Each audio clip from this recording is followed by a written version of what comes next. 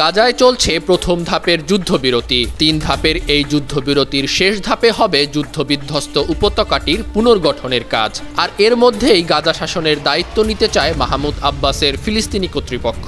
আর এ দায়িত্ব নিতে প্রয়োজনে হামাসের বিরুদ্ধে যুদ্ধে জড়াতে রাজি আছে দলটি।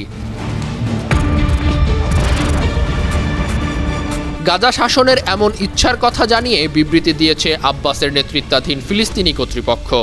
প্রেসিডেন্ট আব্বাসের নেতৃত্বে ফিলিস্তিনি সরকার গাজার পুরোপুরি দায়িত্ব নিতে সব প্রস্তুতি শেষ করেছে বলে বিবৃতিতে জানানো হয়েছে। কাতার ভিত্তিক সংবাদ মাধ্যম আল জাজিরা খবরটি নিশ্চিত করেছে।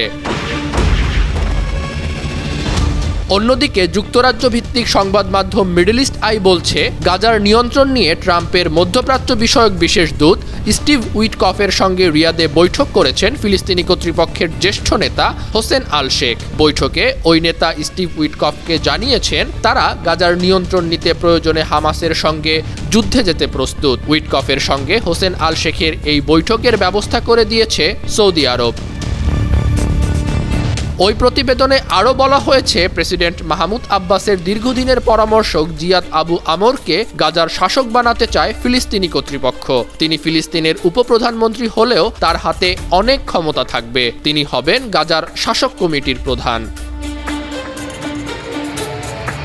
2007 সাল থেকে গাজার পূর্ণ নিয়ন্ত্রণ হামাসের হাতে, কিন্তু আব্বাসের ফিলিস্তিনি কর্তৃপক্ষের লক্ষ্য হলো গাজার নিয়ন্ত্রণ করবে একটি কমিটি, আর এই কমিটির বেশিরভাগ সদস্য গাজার স্থানীয় কেউ হবেন না। মাহমুদ আব্বাসের নেতৃত্বাধীন ফিলিস্তিনি কর্তৃপক্ষ বর্তমানে ইসরায়েল অধিকৃত পশ্চিম তীর শাসন করছে।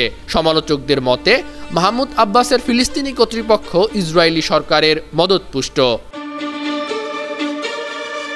আন্তর্জাতিক ডেস্ক, 52 টিভি।